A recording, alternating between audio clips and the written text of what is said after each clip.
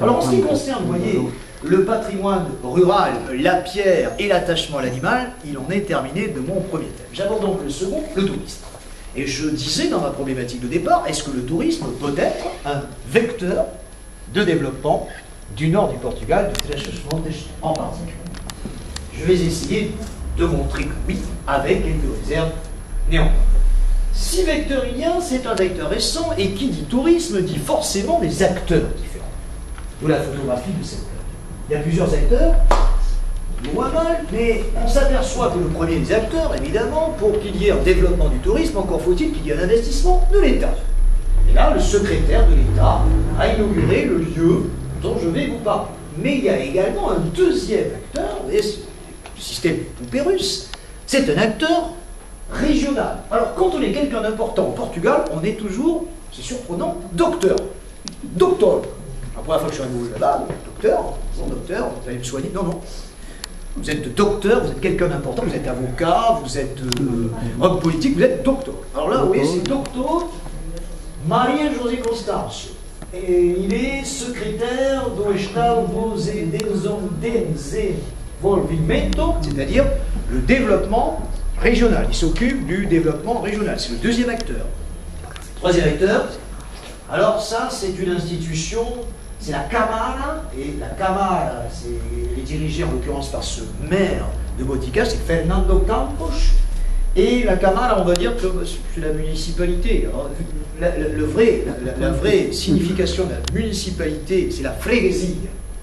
Hein, c'est ça, freguesia. Et la Câmara, c'est l'équivalent de la mairie. Donc, vous voyez, il y a trois acteurs qui ont participé à la rénovation de ce village dont je vous ai parlé, qui s'appelle Vilarinho Seco. Le bien nommé parce que c'est sec. Alors, on va voir ce que ça donne au niveau rénovation. Alors ça, c'est le lieu incontournable de tous les villages portugais. C'est le café. Au café, on fait tout au Portugal, et dans le nord, encore plus. Mais j'imagine que c'est pareil dans d'autres endroits reculés du Portugal, extrêmement reculés. On boit un coup, comme dans tous les cafés. Qu'est-ce qu'on boit? Aguardente, ça arrache un petit peu, hein. C'est l'eau de vie locale. Faut pas l'abuser. Ça fait du mal au foie et à l'estomac en général. Du café, il est extraordinaire le café au Portugal. Je trouve qu'il y a deux endroits en Europe où on boit des cafés exceptionnels.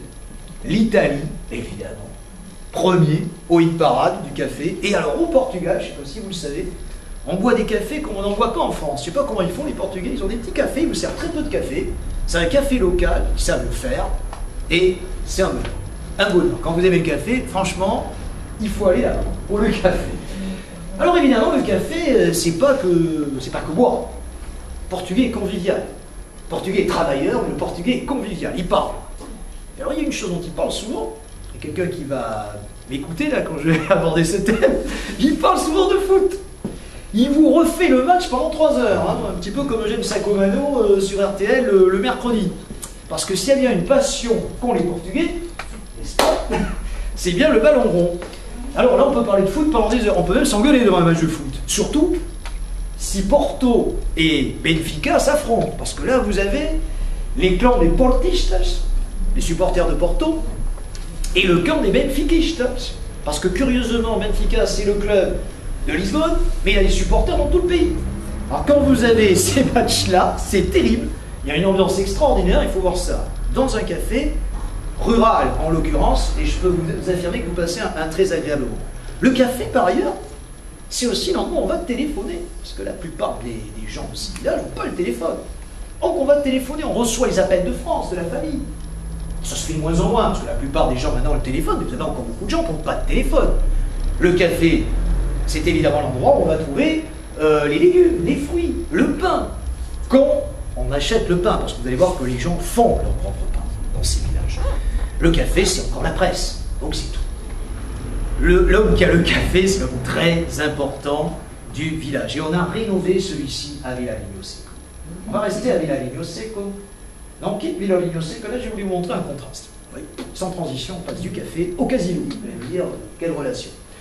Pour vous montrer que le tourisme, bien sûr, c'est le patrimoine rural, c'est quand même la qualité première de Trás-os-Montes, mais quand même, il y a des villes, et je vous ai parlé de deux d'entre elles, Chaves, pas, et Je vous ai parlé également, je ne sais pas si vous vous en souvenez, de Montalegre.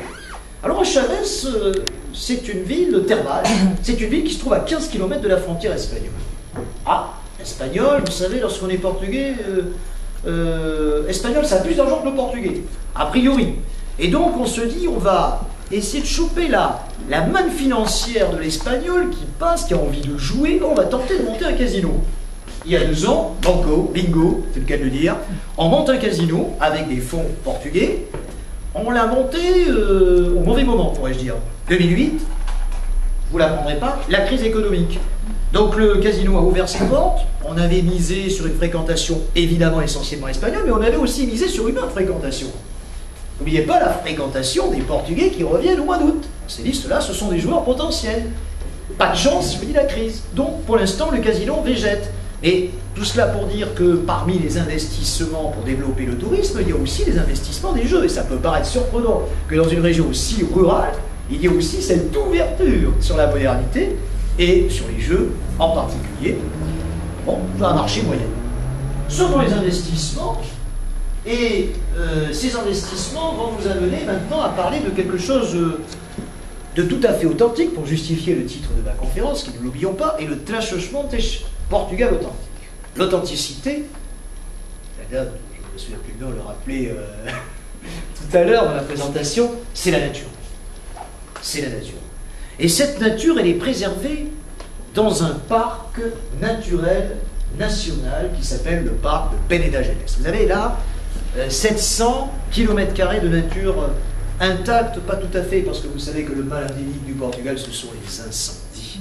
Tous les étés, que Dieu veuille, il y a des incendies, et le parc n'a pas été épargné par ceux-ci. Néanmoins, si vous allez là-bas, vous allez encore trouver quand même des plans de nature superbes, essentiellement du chêne, des animaux tels que des aigles royaux, vous avez des rapaces, vous avez des loups aussi. Alors évidemment, ces animaux-là, vous ne les verrez pas. Par contre, la nature, quand elle n'a pas été brûlée, est très belle. Il y a de magnifiques sentiers de randonnée. Et il y a aussi, vous le voyez, des espaces lacustres. Ce sont des lacs qui ne sont pas des lacs naturels, qui sont autant de réserves hydroélectriques qui souvent vont récolter les eaux qui arrivent de ce château d'eau dont je vous ai parlé tout à l'heure, qui s'appelle le Barroso. Donc voici le plan de ce parc national du Peneda-Gerês. On va rentrer dans ce parc. On va laisser faire une petite rando, comme je l'ai fait au mois d'août, une passerelle qui a été imaginée par le maire de Pitões das Júnias, qui permet de descendre, on va le voir tout de suite, à une cascade. Alors là, vous avez un point de vue sur cette cascade qui est superbe. On n'imagine pas on pourrait être dans n'importe quel paysage de montagne, mais bien sûr, on a l'impression d'une haute montagne. Et on n'est pas sur une haute montagne, je vous l'ai dit, on est sur des altitudes de 600-700 mètres. Mais c'est vrai que cette nature intacte, lorsqu'elle n'a pas été brûlée, et c'est le cas, elle nous montre de beaux paysages, de beaux points de vue sur cette cascade. On va passer à la photo suivante, et voir un autre point de vue, cette fois-ci sur un lac, sur un de ces lacs de réserve hydroélectrique. Nous sommes là devant un des plus gros lacs de la région, c'est le barrage de Alto Rabanão. Si vous connaissez sans doute, bien sûr, le plus grand lac, un des plus grands lacs du Portugal. Une des réserves hydroélectriques majeures qui va servir à produire de l'hydroélectricité sur tout l'ensemble du Portugal, sur le nord en particulier. Donc l'eau, évidemment, a un rôle absolument essentiel, et selon que dans le Trás-os-Montes on en a ou on n'en a pas, on n'a pas du tout, évidemment, la même chance de réussite, surtout pour l'agriculteur. Il y a 2 types d'agriculture, incontestablement, en Trás-os-Montes. Une agriculture, je dirais, qui a plus de chance, qui a plus de potentiel, c'est le cas du Minho, qui est beaucoup plus vert, c'est le cas de cette région du Trás-os-Montes dans le Barroso. Par contre, plus vous allez aller vers Bragança, plus vous avez des régions desséchées, et vous avez une agriculture bien sûr pauvre, et évidemment des agriculteurs qui le sont tout autant.